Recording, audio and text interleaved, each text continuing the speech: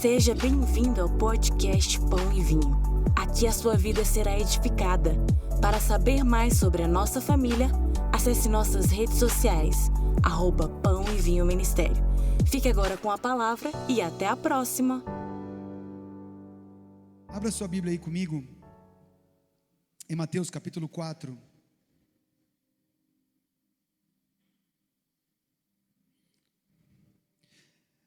Mateus capítulo 4, do verso 1 em diante, que fala ali sobre a tentação, que Jesus foi dirigido para o deserto.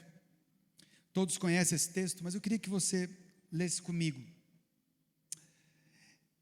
Mateus capítulo 4, a partir do verso 1. Então foi conduzido Jesus pelo Espírito ao deserto para ser tentado pelo diabo. E tendo jejuado 40 dias e 40 noites, depois teve fome. Então o tentador, aproximando-se, lhe disse: se és filho de Deus, manda que essas pedras se transformem em pães. Jesus, porém, respondeu: está escrito, nem só de pão viverá o homem, mas de toda palavra que procede da boca de Deus. Se você continuar lendo esse texto, e se você acompanhar toda essa tentação que aconteceu ali, talvez você fique só com a tentação que aconteceu com Jesus, talvez você fique só concentrado nesse fato, mas eu queria tirar a sua atenção para exatamente esse momento, mas o princípio da onde Jesus se colocou, o que aqui Jesus se expôs, aonde ele chegou, até que fim ele foi, para que eu e você entendêssemos esse princípio. Até onde Jesus foi, ele foi até o fim, para que eu e você entendêssemos um princípio que Deus vem falando, toda a palavra de Deus, o Velho Testamento inteiro. O Senhor vem demonstrando que Ele faz pelo seu povo, o que Ele faz e que Ele faz pelo seu povo. E o Senhor começou a falar comigo, na semana passada a gente estava falando sobre o sal da terra, e como o sal, como você pode ser sal sem salgar. Você estava aqui? Quem estava aqui domingo passado? Só? E o Senhor ministrou sobre meu coração durante a semana, a respeito de tentação, a respeito de como vencer tentações. Eu estava falando mais cedo ali, conversando essa semana sobre isso com algumas pessoas. Você fala tentação, muitas vezes as pessoas só pensam nesse tipo de tentação na área sexual, tentações da mente. Mas quando o Senhor Jesus começa a demonstrar que tipo de tentação Ele passou aqui, Ele começa a mostrar para mim e para você que não tem só um lugar para ser tentado, não tem só um momento para ser tentado, não tem só um assunto para ser tentado, porque nós somos diferentes. E Satanás sabe o que nos apresentar, que tipo de proposta nos apresentar. O nosso coração, ele precisa estar voltado para o Senhor e entender esse princípio, para que eu e você possamos viver em obediência. E em obediência somos inseridos em Cristo, somos inseridos naquilo que o Senhor fez por nós. E o exemplo de Jesus com a tentação é que Ele passou por tudo mesmo que você possa passar. E a palavra diz assim, em Hebreus capítulo 4, do verso 15 em diante: porque não temos sumo sacerdote que não possa compadecer-se das nossas fraquezas, mas foi Ele tentado em todas as coisas à nossa semelhança, mas sem pecado. Acheguemo-nos, portanto, confiadamente junto ao trono da graça, a fim de recebermos misericórdia e acharmos graça para socorro em ocasião oportuna. Eu estou querendo que a gente entenda essa noite, eu preciso que você consiga compreender isso. Ele vence a tentação por mim e por você, porque Ele venceu. A Bíblia diz que nós não passamos por tentação que seja sobre-humana, que a gente não possa suportar. Ou seja, todas as vezes que nós somos tentados, existe um limite para suportar a tentação. O Senhor nos entregou isso, mas nós precisamos tomar decisões. E aí é que está a nossa questão. a questão humana? As nossas decisões no nosso dia a dia. Porque as nossas decisões fazem que a gente passe de limites, e passando do limite, nós passamos a não obedecer. Porque basicamente a minha vida de obediência a Cristo, de obediência à sua palavra, de seguir a liderança do Espírito, faz com que eu possa andar em um lugar nele. Nós vamos ver mais para frente. Mas um lugar para andar em Cristo é um lugar de obediência, e o lugar de obediência me leva até um limite, como gente, como ser humano. Então, todas as vezes que você cair, todas as vezes que eu cair, é um pecado meu. Mas todas as vezes que eu vencer, é a glória dele. Porque é por ele que eu venço.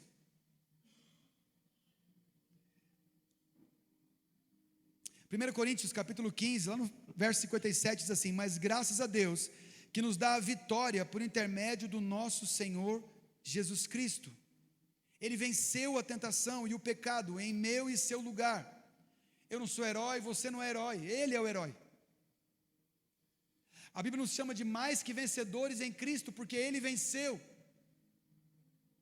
Não porque eu venci. É porque eu venço a cada dia em obediência, porque ele venceu. Então existe um lugar para eu caminhar, existe uma posição para eu tomar, e não é fácil obedecer. Mas nós temos sempre a opção. Eu e você temos sempre um caminho para seguir. Eu e você sempre vamos ter uma direção para seguir. Ou para cá, ou para cá. Ou lugar de obediência, ou lugar de desobediência. Ou eu vou ser liderado pelo Espírito e vou fazer, ou não vou ser liderado pelo Espírito e vou fazer diferente. Ele venceu por mim. Então qual é o normal? Qual é a maneira mais inteligente de você viver em Cristo? O lugar em Cristo é um lugar de obediência. Sempre a batalha é dele, porque a batalha já foi dele, e já está tudo conquistado. Mas tem um lugar para eu entrar. Tem um lugar de insuficiência em mim mesmo, e suficiência completa nele. Porque eu e você estamos sendo ensinados nesse século a sermos melhores, a sermos suficientes, a conquistarmos o que temos que conquistar, a fazer mais, a estar no topo, a mostrar o que nós não somos, publicar o que nós não vivemos. Aprendemos maneiras, subterfúgios, ideias, tudo de bom, para aparecer de um jeito que seja mais bonito, melhor, mais inteligente, mais rico, sei lá, mais alguma coisa. E essa maneira de viver desse século tem feito com que a gente faça muita coisa e viva muita coisa que não tem nada a ver com a gente, como filhos inseridos em Cristo. E aí eu não estou dizendo que, não quero fazer nenhuma comparação e dizer que tem alguma coisa errada em si mesmo. Eu estou falando aqui de um princípio.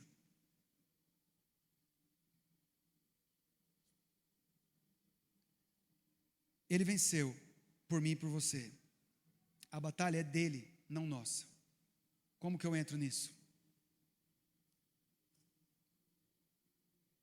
Quando a gente vai para o Velho Testamento, Êxodo 14, o Senhor pelejará por vós, e vós vos calareis.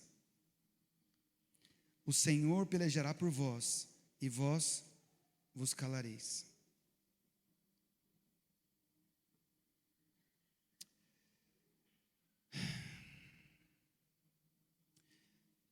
Israel está sendo perseguido. Versículo 14, capítulo 14, verso 13. Moisés, porém, respondeu ao povo: não temais, aquietai-vos e vede o livramento do Senhor que hoje vos fará. Porque os egípcios que hoje vedes, nunca mais os tornareis a ver. Porque o Senhor por vós pelejará, e vós vos calareis. A nossa tendência é entrar num lugar de desobediência e reclamar e acusar e apontar. mas o Senhor nos dá a possibilidade de crer todo o tempo. O Senhor nos dá a possibilidade de caminhar todo o tempo inseridos nele, se a gente quiser. Esse lugar é um lugar de obediência.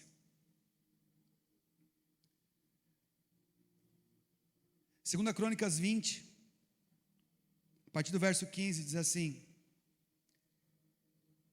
e disse: dai ouvidos todo o Judá e vós, moradores de Jerusalém, e tu, ó rei Josafá, assim diz o Senhor a vós outros: não temais nem vos assusteis por causa dessa grande multidão, pois a peleja não é vossa, mas é de Deus. Josafá está numa situação que ele precisa tomar posições na guerra, e ele decide colocar exércitos na frente que não estão armados, exércitos adoradores.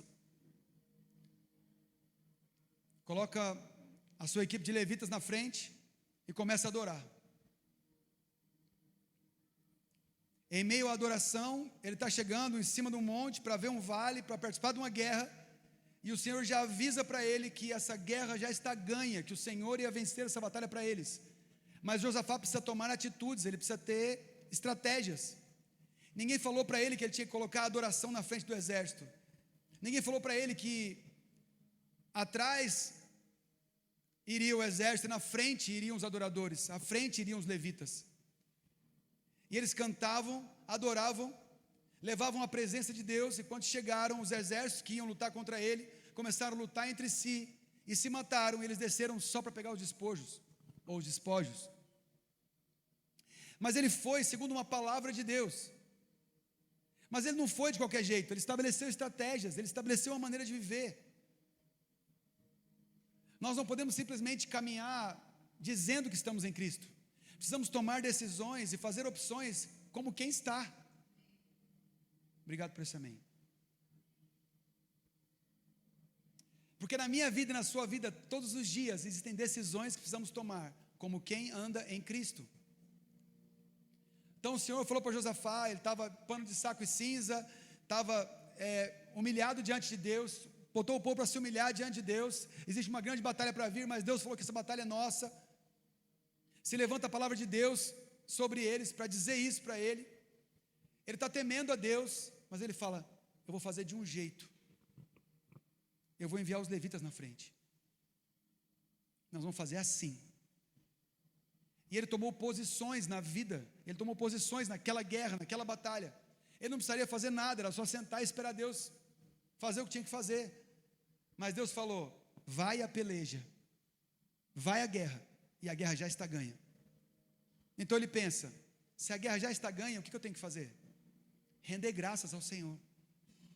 E ele vai para aquela batalha, inserido num lugar de confiança. Por quê? Porque decidiu fazer algo em obediência a Deus, estrategicamente em obediência a Deus.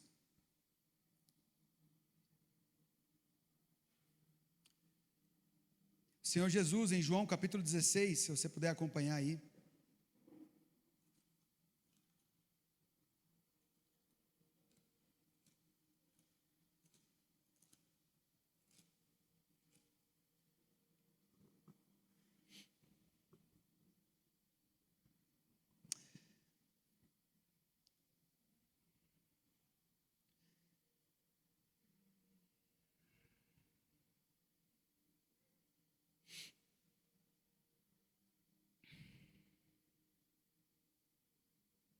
João capítulo 16, a partir do verso 25, ele começa a se despedir dos seus discípulos, depois tem a oração sacerdotal, e ele vai dizendo: essas coisas os tenho dito por meio de figuras, mas vem a hora em que vos falarei por meio de comparações.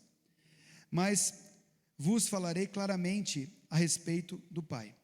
Naquele dia pedireis em meu nome, e não vos digo que rogarei ao Pai por vós, porque o próprio Pai vos ama, visto que me tendes amado e tendes crido, e eu vim da parte de Deus.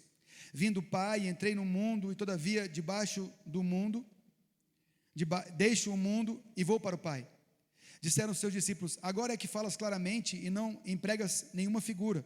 Agora vemos que sabes todas as coisas e não precisas de que alguém te pergunte. Por isso cremos que de fato vieste de Deus. Respondeu-lhes Jesus: credes agora? Eis que vem a hora e é chegada em que sereis dispersos, cada um para a sua casa, e me deixareis só. Contudo, não estou só, porque o Pai está comigo. Essas coisas vos tenho dito, para que tenhais paz em mim. No mundo passareis por aflições, mas tende bom ânimo. Eu venci o mundo. Entenda o princípio aqui. Ele está explicando para esses discípulos que vem um tempo agora, e era próximo, em que eles se espalhariam. Em primeira instância, eles mesmos ali, os discípulos, se espalhariam com medo, em perseguição. Ele diz: eu estou no Pai, eu não tenho problema com isso, eu não vou ficar só, apesar de que vocês vão me ver só. Mas vocês também não estarão sós, porque vocês precisam ter paz em mim. Vocês precisam compreender que eu venci o mundo, mesmo vocês passando aflições, mesmo vocês enfrentando lutas, eu venci o mundo. E é em mim que isso se resolve. Porque os púlpitos de muitas igrejas viraram lugares de treinamento, e a gente esqueceu da nossa total insuficiência sem Cristo. A gente esqueceu da nossa total dependência de Cristo muitas vezes. As pessoas esquecem de orar por um motivo importante. As pessoas esquecem de perguntar para Deus o que será aquele dia. As pessoas esquecem de dizer: se Deus quiser. A Bíblia orienta, não adianta você falar: amanhã eu vou fazer isso ou aquilo. Se Deus quiser, eu vou fazer isso ou aquilo. Irmãos, nós temos, daqui a pouco tempo, nós vamos ter 3 dias aqui de conferência, que são apenas 3 dias de intensidade num assunto muito importante para nós hoje: o santo zelo. Nós entendemos que precisamos ter zelo pela presença, nós entendemos que precisamos ter zelo pelo corpo, nós cremos que a igreja, ela vai ressuscitar, nós cremos num corpo que vai ressuscitar, nós cremos num Cristo que tem o seu corpo ressuscitado, nós cremos na igreja ressurreta. Só que não adianta crer sem agir, nós temos que ter ações correspondentes à nossa fé. Então, o que faremos pela igreja? O que faremos pelas pessoas da cidade? Como caminharemos aqui como igreja? O que já temos feito, o que vamos fazer? São ações práticas que vão começar a ser operadas na cidade, porque nós não podemos ficar parados. Nós cremos em pessoas que estão perdidas, nós cremos que o Senhor vai alcançá-las. Nós cremos que pessoas que estão afastadas de Deus, o Senhor vai alcançá-las. Nós cremos em pessoas que estão feridas, mortas, serão ressuscitadas. Nós cremos que o Senhor vai fazer por essa cidade, porque nós entendemos que nós estamos plantados aqui por essa cidade.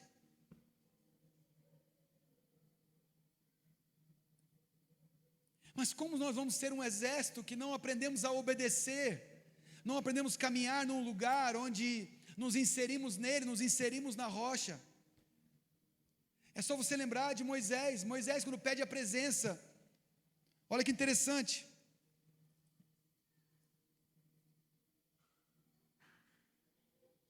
Êxodo capítulo 33, no finalzinho, Moisés roga para que o Senhor mostre a presença para ele. Êxodo 33, a partir do 17, olha só. Disse o Senhor a Moisés: farei também isso que disseste, porque achasse graça aos meus olhos, e eu te conheço pelo teu nome. Moisés, um pouquinho antes, já tinha rogado a presença de Deus. Deus falou: não, eu vou mandar o anjo. Ele falou: não, se o Senhor não vier, nós não vamos. Eu só quero isso se for na sua presença. Eu não vou liderar esse povo sem o Senhor. Eu quero continuar esse relacionamento, eu quero continuar te encontrando, eu quero encontros, eu quero caminhar com o Senhor, eu preciso do Senhor. Tá bom, eu farei também isso que disseste. No 18, então ele disse: rogo-te que me mostres a tua glória. Respondeu ele: farei passar toda a minha bondade diante de ti, e te proclamarei o nome do Senhor. Terei misericórdia de quem eu tiver misericórdia, e me compadecerei de quem eu me compadecer. E acrescentou: não me poderás ver a face, porquanto homem nenhum verá a minha face e viverá. Disse mais o Senhor: eis aqui um lugar junto a mim, e tu estarás sobre a penha. Quando passar a minha glória, eu te porei numa fenda da penha, numa fenda da rocha, e com a mão te cobrirei até que eu tenha passado. Depois, em tirando eu a mão, tu me verás pelas costas, mas a minha face não se verá. Então disse o Senhor a Moisés. Eles estavam conversando. Você não pode esquecer que eles não pararam para descansar, não pararam para dormir, não demorou um ano. Está continuando aqui, ó. Muda um pouquinho o assunto, mas eles continuam na conversa. Quando o Senhor diz para ele que vai mostrar a glória para ele, ele diz: então faz o seguinte, Moisés, pega duas tábuas de pedra, como aquelas primeiras que foram quebradas, e eu escreverei nelas as mesmas palavras que estavam nas primeiras tábuas que você quebrou. E prepara-te para amanhã, para que subas pela manhã ao monte Sinai, e ali te apresentes a mim, no cimo do monte. Ninguém suba contigo, ninguém apareça em todo o monte, nem ovelhas nem gado se apacente de fronte dele. Lavou, pois, Moisés 2 tábuas de pedra, como as primeiras, levantando-se de manhã, de madrugada, subiu ao monte Sinai, como o Senhor lhe ordenara, levando nas mãos as 2 tábuas de pedra. Tendo o Senhor descido na nuvem, ali esteve junto dele, e proclamou o nome do Senhor. E passando o Senhor por diante dele, clamou: Senhor, Senhor, Deus compassivo, clemente, longânimo, e grande em misericórdia e fidelidade, que guarda a misericórdia em 1000 gerações, que perdoa a iniquidade, a transgressão e o pecado, ainda que não inocente o culpado, e visita a iniquidade dos pais nos filhos e nos filhos dos filhos, até a 3ª e a 4ª geração. Imediatamente, curvando-se Moisés na terra, o adorou e disse: Senhor, se agora achei graça aos teus olhos, segue em nosso meio conosco, porque esse povo é de dura serviço. Perdoa a nossa iniquidade e o nosso pecado, e toma-nos por tua herança.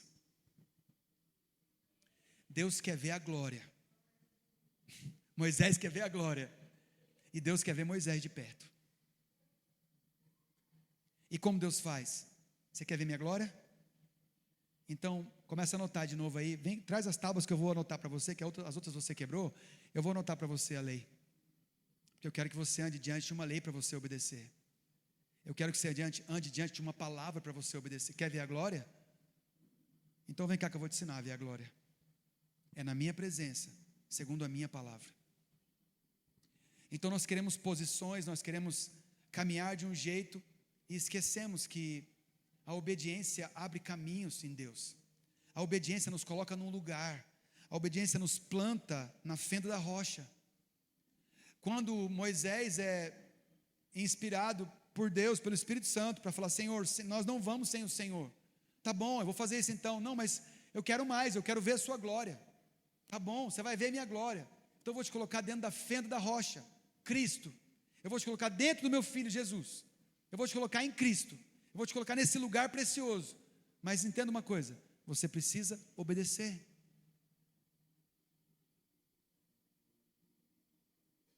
Porque andar nesse lugar exige obediência. Eu sou de Jesus. Está obedecendo?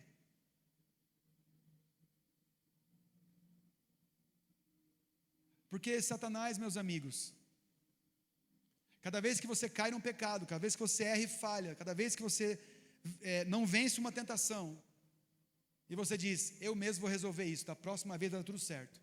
Não confesso meu pecado, não compartilho com ninguém, não sou vulnerável, peço perdão para Deus, sou perdoado. No meu coração, eu arrependido, sou perdoado. Mas com que forças vencerei a mesma coisa que eu não consegui vencer, longe da presença dEle? Com que conhecimento e entendimento, com que revelação e presença eu vou vencer o que eu não venci da outra vez, sem estar na presença dEle? Como eu vou fazer isso? Se eu vou agir do mesmo jeito, como é que eu vou ter um resultado diferente? Parece lógico. O que o Senhor tem para mim e para você? Simplesmente relacionamento. Porque ser santo não é não pecar. Ser santo é andar na presença do santo. E andar na presença do santo me dá um resultado muito importante: não pecar. Porque quando decido que quero obedecer e andar perto dEle, eu começo a buscar a sua palavra, buscar entendimento. Entro num lugar de oração, entro num lugar de leitura bíblica, entro num lugar de busca da presença de Deus. E esse lugar vai me fazer mais próximo, num momento ou em outro. Eu vou entender isso numa hora ou outra. Deus já entendeu, mas eu vou entender isso numa hora ou outra. Eu preciso estar nele.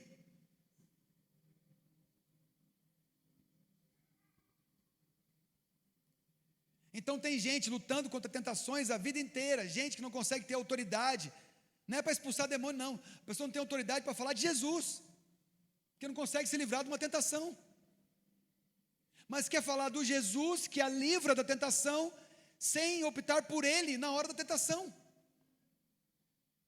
Já pensou nisso? Jesus vai salvar a sua vida, vai te livrar de toda tentação, só não livra a minha, porque eu não obedeço. Eu quero muito que Ele te salve, te livre de todas as tentações. Sabe o que a Bíblia fala para a gente fazer com tentação?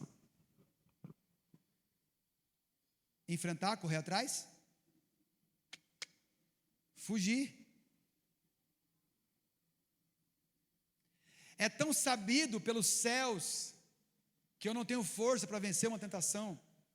É tão conhecido nos céus que eu não tenho força,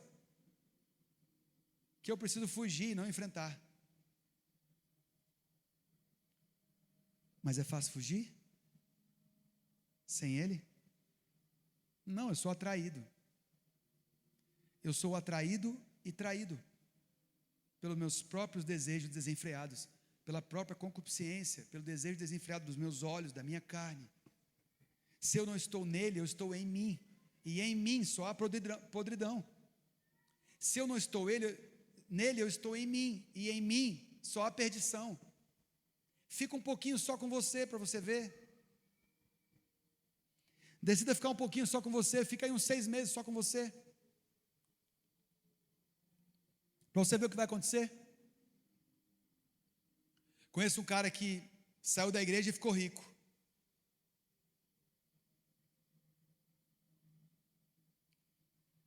Eu conheço um que saiu e ficou pobre. E aí? Que diferença faz? Se você trabalhar muito, se dedicar muito, estudar muito para uma coisa, você pode ficar rico fazendo aquilo. Isso tem nada a ver. A questão é, a quem você glorifica o que você é, o que você faz, o que você tem. E por que você deveria glorificar? Pensa, para que eu tenho que glorificar alguém de uma coisa que eu faço? Você só poderia fazer isso se você estivesse nele. Você só poderia fazer isso se você estivesse inserido nele, e entendendo que ele, de verdade, é aquele que te fez conquistar todas essas coisas. Isso só se faz com fé.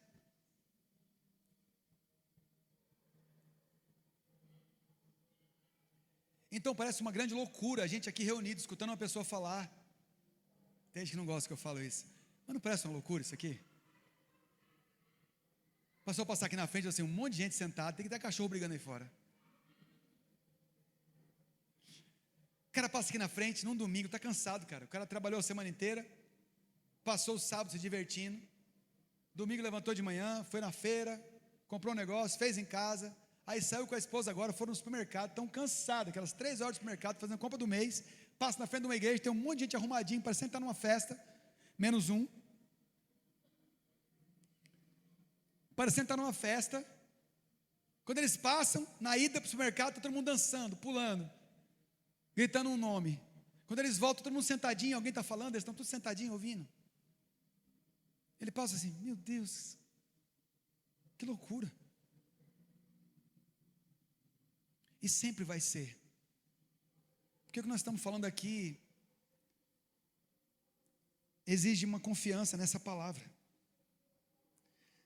Quando Moisés fala que quer ver a glória, o Senhor fala, então vem ver minha lei. Você quer ver a glória? Eu te mostro a minha lei. Eu vou te mostrar meu nome. Você vai ouvir meu nome. Quando ele ouve o nome, ele fala,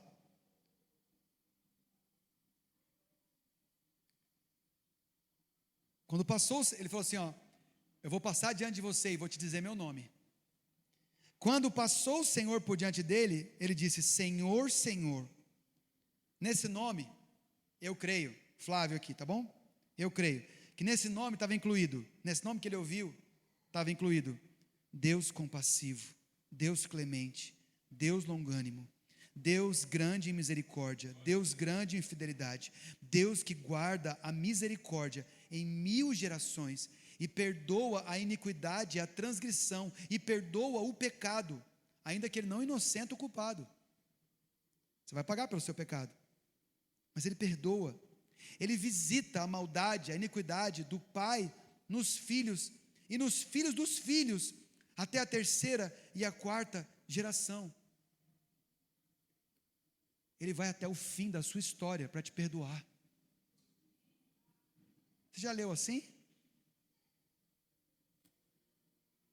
Ele vai até os filhos dos filhos para te perdoar. Ele visita a iniquidade. Ele perdoa a iniquidade. E ele visita a iniquidade de gerações por sua causa. Ele não está afim de arrebentar com ninguém. Ele só quer relacionamento. Ele só quer que você seja você mesmo, se relacione com Ele, se renda completamente a Ele, para que você possa viver uma vida de verdade com Ele. Alguém que está inserido em Jesus, porque o ama e confia. Alguém que toma decisões baseadas numa palavra e numa visão, num relacionamento, num encontro. Moisés pede um encontro, o Senhor encontra com ele e fala assim: agora anota, que eu tenho uma palavra para você, eu tenho uma lei para você. Tem uma coisa que você precisa obedecer, porque você encontrar comigo e não obedecer gera maldição. Vai lá para o Deuteronômio 28. Você encontra comigo e não obedece, é ruim para você. Encontre comigo e me obedeça. Então não diga que você é crente, que você é cristão, você tem encontros com Deus e não obedece. É por isso que os encontros precisam ser diários, para eu me acostumar a obedecer. O relacionamento me acostuma, o relacionamento me traz para perto, o relacionamento me faz participante, o relacionamento me faz inserido. Você está aqui? Hoje é dia de ceia, essa palavra é boa demais para ceia.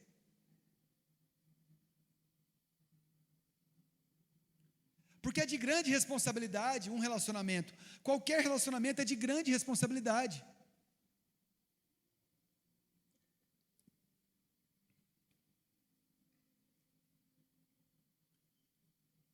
Às vezes você conhece uma pessoa por alguns minutos, e era o tempo que aquela pessoa tinha para ser salva, para ser curada, para ser liberta.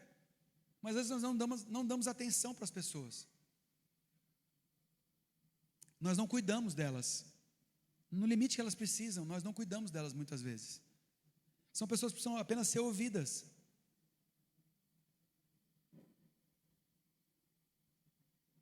O Senhor quer nos ensinar relacionamento. E relacionamento em Cristo está baseado no amor de Cristo por mim e por você, para Ele ser suficiente para mim e para você, e está baseado no tanto que eu decido caminhar com Ele e guardar a sua palavra. Eu fui chamado para isso. Olha que exemplo interessante.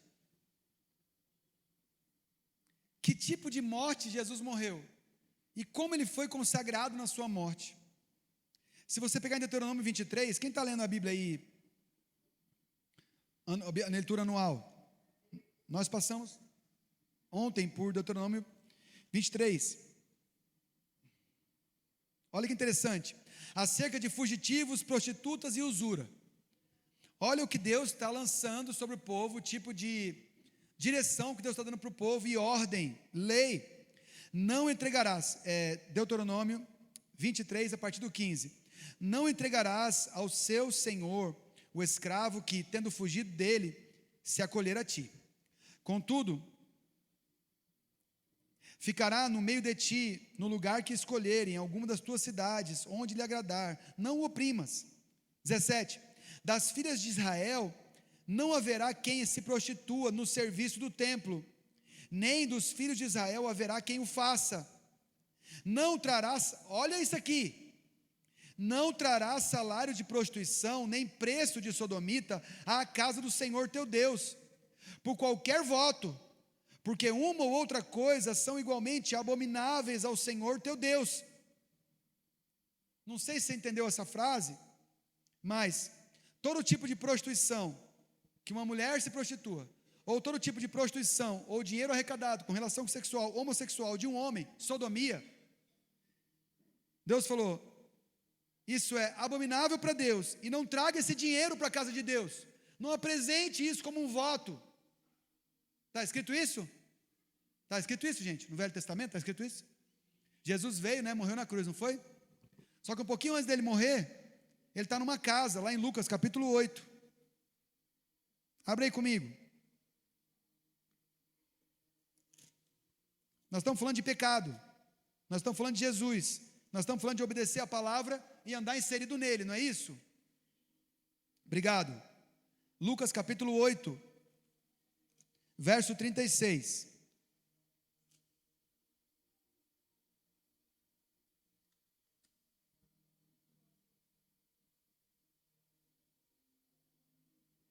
É Lucas mesmo, gente?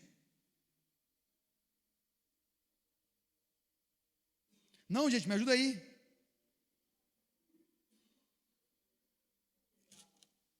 A prostituta que ungiu o pé de Jesus. 7, perdão. E não é Lucas, não. Está aqui. É Lucas. É 7. Está 7 aqui, ó. Está certinho. Eu que li errado aqui. Olha só que interessante. Deuteronômio 23, esse é muito conhecido. Deuteronômio 23, nenhuma prostituta, nenhum sodomita, já é abominável. Além disso, não traga nenhuma oferta, nem faça voto no templo, aos pés do Senhor, no altar, diante do Senhor.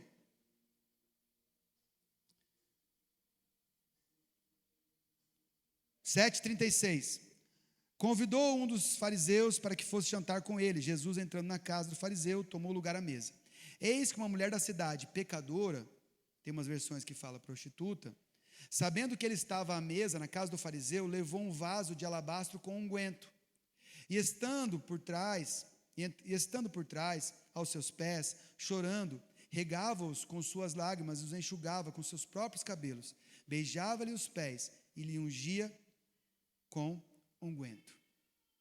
O fariseu reclamou, Jesus explicou para ele que o que ela fez era uma preparação. Ao ver isso, o fariseu que o convidara disse consigo mesmo: se este fora profeta, bem saberia quem e qual é a mulher que lhe tocou, porque é pecadora. Dirigiu-se Jesus ao fariseu e lhe disse: Simão, uma coisa tenho a dizer-te. E ele respondeu: dize-a, mestre, ou seja, me ensina, Senhor. Eu te trouxe aqui na minha casa, estou te servindo um banquete. Essa pecadora prostituta entrou aqui, está ungindo seus pés, ungindo sua cabeça, beijando seus pés, ungindo os pés, beijando seus pés, chorando seus pés. Me ensina. Ele contou essa parábola. Certo credor tinha 2 devedores. Um lhe devia 500 denários, o outro 50. Não tendo nenhum como pagar, nenhum dos 2 como pagar, perdoou-lhes a ambos. Qual deles, portanto, o amará mais? Respondeu Simão: suponho que é aquele quem mais perdoou. Replicou Jesus: julgaste bem. Voltando-se para a mulher, disse a Simão: vês essa mulher? Entrei em sua casa e não me deste água para os pés. Essa, porém, regou os meus pés com lágrimas e enxugou com seus cabelos. Não me deste ósculo. Ela, entretanto, desde que entrei, não cessa de me beijar os pés. Não me ungiste a cabeça com óleo. Esta, com bálsamo, ungiu os meus pés. Por isso te digo: perdoados lhes são os seus muitos pecados, porque ela muito amou. Mas aquele a quem pouco se perdoa, pouco ama. Então ele disse à mulher: perdoados estão os seus pecados. E os que estavam com ele à mesa começaram a dizer entre si: quem é esse que até perdoa pecados? Mas Jesus disse à mulher: a tua fé te salvou, vai em paz. O fariseu deveria ter recebido ele lá, lavando, que um servo deveria lavar os pés dele para entrar. Era uma questão de honra. Ele deveria ter na casa dele um servo lavando os pés dos seus convidados. Ele disse que ela não só lavou os pés, mas ela também chorou sobre eles e enxugou com seus cabelos. Ele deveria receber, como um judeu, ele deveria receber Jesus e os convidados com um beijo no rosto, numa simbologia de irmandade. Daqui para frente, você entrou no portal da minha casa, você é meu irmão, você está sob minha proteção, sob meu cuidado. Mas ele disse: mas ela não cessa de me beijar os pés. Você não me ungiu a cabeça com óleo, mas ela com bálsamo ungiu os meus pés. Ele deveria chegar, passar a mão na água lavada, passar a mão no óleo, passar o óleo na mão, passar sobre a sua cabeça, ungir a cabeça e entrar para o jantar. Ele lavava as suas mãos, pingava um pouquinho de óleo na mão, esfregava, passava na cabeça e se assentava. Culturalmente. Mas ela não. Ela derramou bálsamo, derramou um vaso de alabastro, mais ou menos 600 ml, de um perfume muito puro, muito caro, muito cheiroso. Derramou sobre os pés dele. Jesus estava dizendo que a honra que ele merecia tinha a ver com pecado, com cura, com salvação, com sepultamento, com ressurreição, e não com janta. E mais do que isso, Jesus recebe aos seus pés bálsamo que era fruto de prostituição.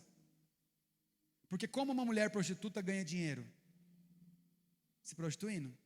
Como uma pessoa consegue juntar um vaso de alabastro de 600 ml durante um tempo, se era uma coisa tão preciosa, tão cara, tão rica? Ela recebia presentes? Recebia presentes. Mas o fruto do presente ou do dinheiro que ela usou para comprar aquele vaso de alabastro é o fruto do seu trabalho. E ela deposita nos pés de Jesus, derrama aos pés de Jesus o fruto do pecado dela. Mas lá, Deus está falando que as prostitutas não podem levar nenhum tipo de oferta, fazer nenhum tipo de oferta, nenhum voto diante de Deus. Já parou para pensar sobre isso? Que tipo de representação e que tipo de rasgo nos céus o Senhor está fazendo, recebendo o meu pecado e o seu pecado diante do trono da graça? Que tipo de novo e vivo caminho o Senhor se colocou? Por que Ele foi até o fim? Que representação é essa? Que aceitação é essa? Que perdão é esse que só Deus poderia fazer? Que tipo de aproximação é essa que Deus fala para o seu povo lá que não poderia? Por isso que o fariseu, conhecendo a palavra, diz assim: se ele soubesse quem ela é, o que ela faz, ele nunca deixaria ela fazer isso. Não pode ser depositado nenhum dinheiro de prostituição aos pés de Deus nenhum. Será que é Deus mesmo? Como ele está dizendo? O Senhor, Ele recebe o fruto do pecado dela e diz assim, ó, ela me prepara para o tipo de morte que eu vou padecer. Ela está me preparando para o tipo de morte. Ah, não, essa frase foi da Maria, mas ele recebe? Recebe. Logo depois ele vai entrar nesse lugar? Vai. Porque aqui a questão era perdão de pecados. Ela foi perdoada? Foi. Por quê? Ela muito amou.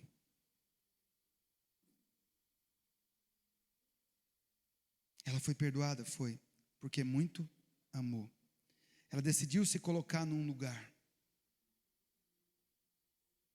Quando a outra Maria o prepara, ela o prepara para um sepultamento. Que tipo de sepultamento? Um sepultamento que livra de pecados, porque é um sepultamento que gera ressurreição. O Senhor Jesus vai até o fim, Ele começa a declarar, desde o começo do seu fim, Ele começa a apontar para o Espírito e falar, vocês precisam ser liderados, vocês vão ser liderados pelo Espírito, eu vou para o Pai, porque eu tenho uma obra para fazer por vocês, não vai ter como você vencer sem mim.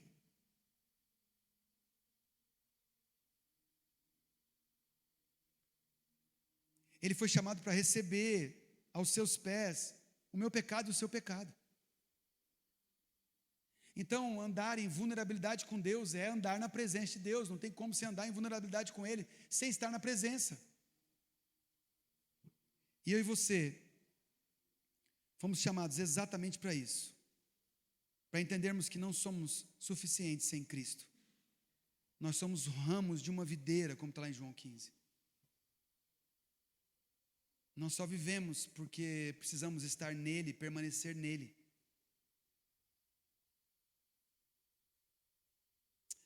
Nós precisamos viver declarando Com Paulo aos Gálatas, não sou eu quem vive, mas Cristo vive em mim. Esse viver que eu vivo agora, esse que eu tenho na carne, eu só vivo porque eu vivo pela fé, porque Ele me amou, porque Ele se entregou. Eu e você fomos chamados para isso. Eu e você fomos chamados para declarar: eu posso tudo naquele que me fortalece. Ele te fortalece? Você permite que Ele te fortaleça?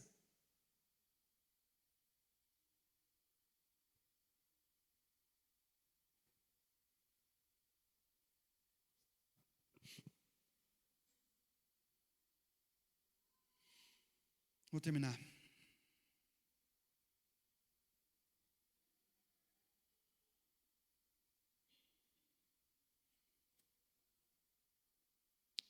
Primeira Coríntios 10, a partir do 13, diz assim: não vos veio tentação que não fosse humana, mas Deus é fiel, e não permitirá que sejais tentados além das vossas forças. Pelo contrário, juntamente com a tentação vos proverá livramento, de sorte que podeis suportar. O meu Deus, o seu Deus, é provedor de livramento, basta tomarmos a decisão correta.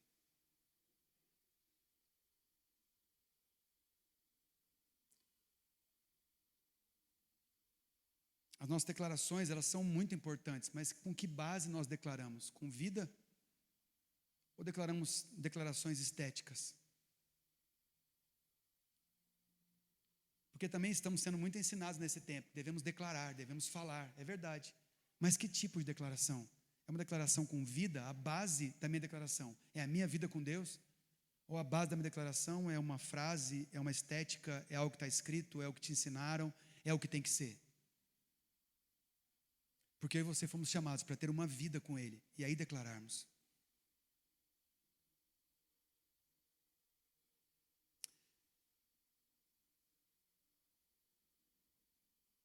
Eu não venço tentações porque sou forte, eu venço porque eu estou escondido naquele que já venceu.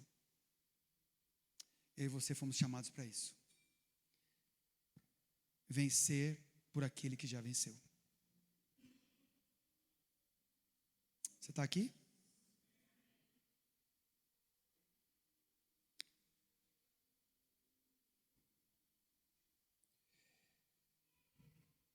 Nós precisamos sim posicionar nosso coração para as coisas de Deus. Mas nós também precisamos nos posicionar como pessoas naquilo que fazemos no nosso dia a dia, na nossa vida com Deus. Eu e você precisamos caminhar como quem anda com Deus. Isso acontece de manhã, quando a gente levanta. Isso acontece bem de manhãzinha quando levanta.